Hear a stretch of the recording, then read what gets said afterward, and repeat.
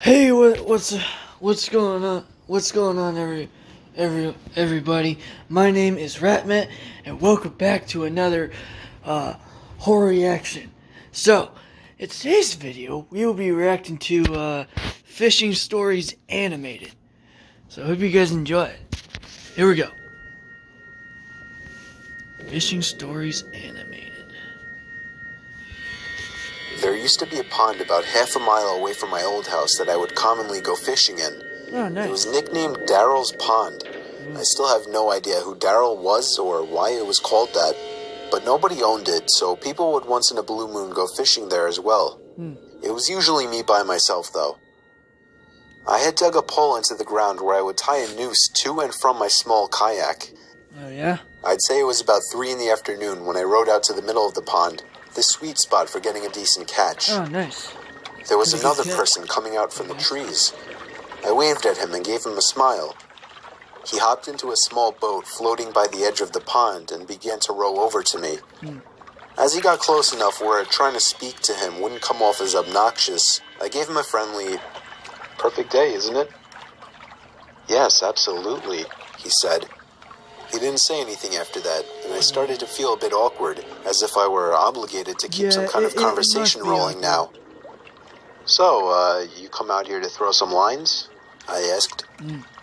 "No, I don't actually fish." "Oh, Wow, that guy's not a well, fisher? it's never a bad day to relax on the pond," I said. He continued to row closer to me until his boat collided with mine, creating a big thud. No! I was genuinely uncomfortable now. I didn't feel threatened, just weirded out. I was only I bet you 24 would years feel old. freaked out, This guy man. looked like he was late 40s or 50s. Oh, yeah. There was an awkward silence. I tried to just act like I was focused on trying to make a catch, but by now Stay that focused, wasn't even man. on my Don't worry about mind. him. This guy was weird. I didn't know what he wanted, and I was uncomfortable being so close to him. I felt him looking at me, or at least... Oh my god. So, apparently, literally this guy is a freaking he's a stalker, basically.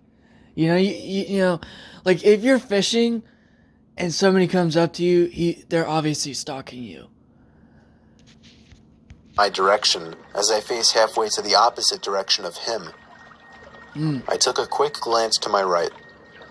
Yeah, he was staring at me. No, oh I god. decided to be ballsy and lock eye contact with him. After about 4 seconds, he looked away. "So, where are you from?" I asked him. "Up there." He pointed behind himself in the direction of the woodsy hill leading past the dirt road.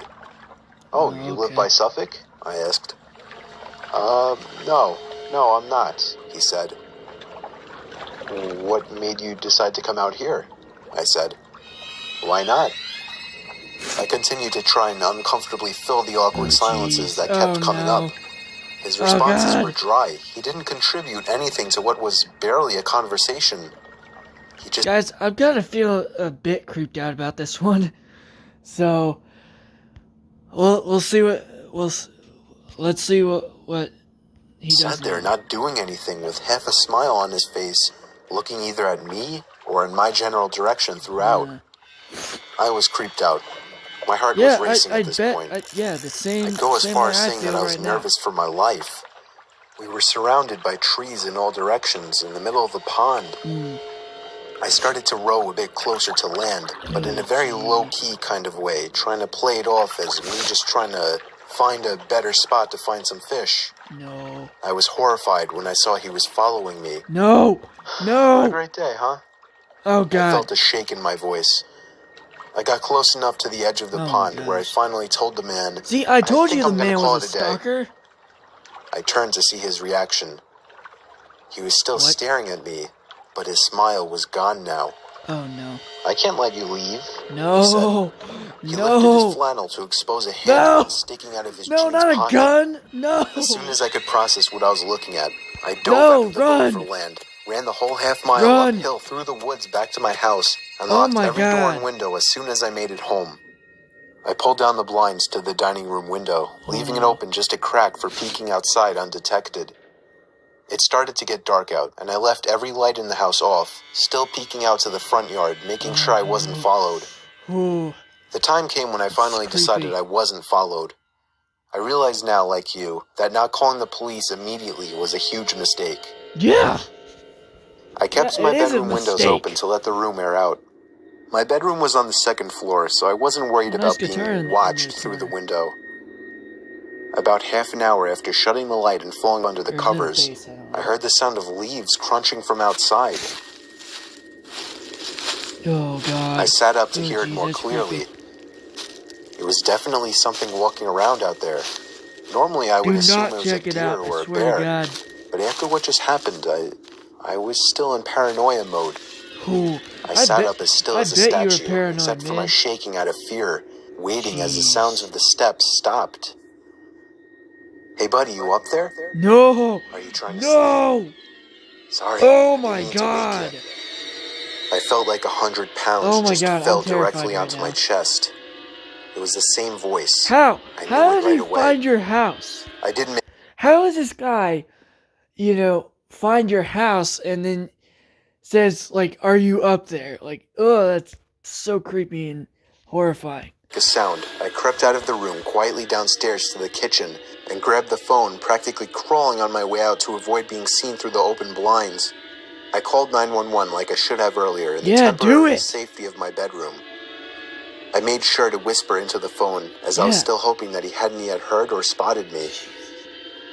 20 minutes felt like an hour as I sat behind my bed, waiting for the police to arrive in constant fear that I would hear glass breaking from downstairs, or a thud on the back door, or even just a voice again from down below my window outside.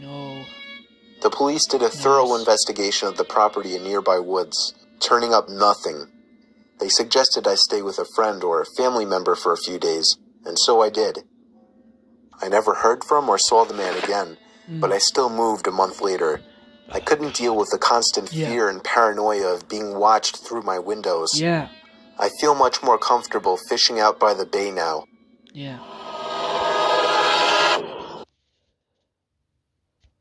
Oh, man. Well, I got creeped out and also scared at the same time. I was kind of horrified, too. But anyway, that's all I have time for this video. So, hope you guys enjoyed it. Leave a like. And I will see you guys in the next horror reaction video. Bye!